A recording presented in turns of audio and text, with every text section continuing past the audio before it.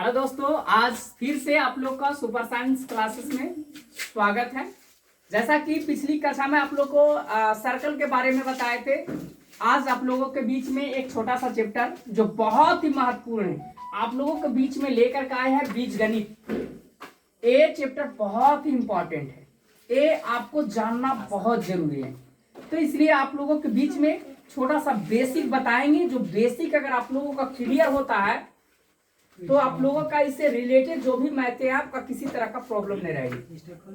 सबसे पहले हम बताएंगे बीजगणित। ये बीजगणित होता क्या है? कहता है बीजगणित गणित के जिस शाखा के अंतर्गत हम लोग गणित के जिस शाखा के अंतर्गत हम लोग अंग्रेजी के अक्षर और संख्याओं का अध्ययन करेंगे, ये दोनों के बीच हम लोग अध्ययन करते हैं, इसी को हम लोग कहते हैं बीजगणित। क्या रखिएगा। अब ध्यान देना, इसमें हम लोग दो चीज को जानेंगे। सबसे पहले जानेंगे चर और दूसरा जानेंगे अचर। यानी चर राशि और अचर राशि ये जानना बेहद जरूरी है।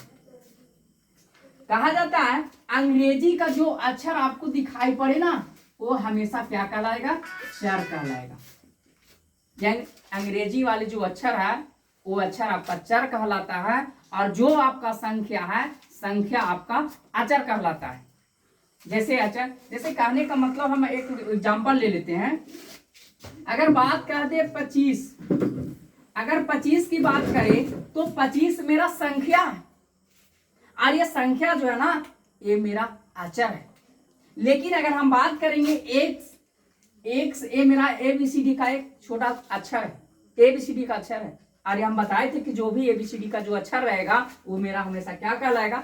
चर कहलाएगा। अब ध्यान देना कि जैसे x मेरा चर है और 2 मेरा अचर है, और ये दोनों के बीच में जब संबंध स्थापित कर देंगे तो ये मेरा क्या कहलाएगा? पद कहलाएगा। ये ऑलरेडी मेरा क्या कहलाएगा? पद कहलाएगा। यानी चर और अचर ये दोनों का जो गुणनफल होता है, ये गुणनफल मेरा पद कहलाता है। आप जानेंगे पद का घातांक और पद का गुणांक। जैसा कि हम देख रहे हैं, जैसे हम 2x², अब कहता है इसका घातांक।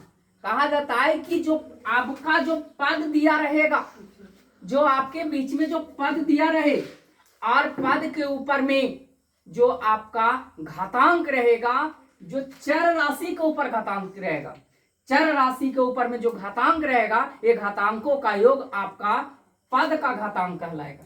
याद रखना कि अगर कोई भी पद दिया रहे, जैसे मेरा पद है और ये पद के ऊपर में यानी पद के घात में जो रहेगा ना, ये चर राशि के ऊपर, ये याद रखिएगा, चर राशि के ऊपर में यानी जो आपके पद में जो चर राशि रहेगी, उस चर राशि के ऊपर में जो घात रहेगा वही आपका पद का घातांक कहलाएगा।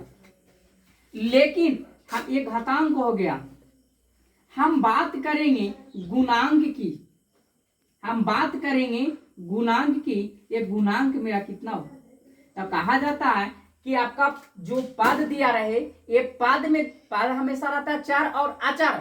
तो पद में जो भी तुम्हारा अचर रहे, जो भी अचर दिया रहे, अचर हमेशा गुणांक कहलाता है।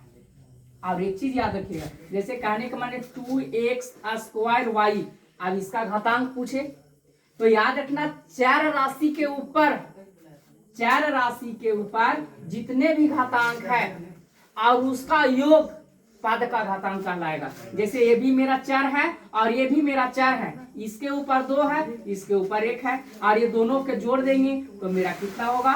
3 होगा। ये 3 मेरा इस पद का क्या होगा? घातांक होगा। यानी चाहे चार राशि 4 रहे, 2 रहे, 3 रहे, 1 रहे, उससे कोई दिक्कत नहीं है। बस समझना है चीज कि चर के ऊपर में जितना घातांक रहेगा उसका योग उस पद का घातांक कहलाएगा, और उस पद के साथ में जो आपका अचर राशि रहेगी, वो अचर राशि आपका एक गुणांक कहलाएगा। ये चीज को याद रखिएगा। और इसी के साथ अगले वीडियो में फिर मिलते हैं।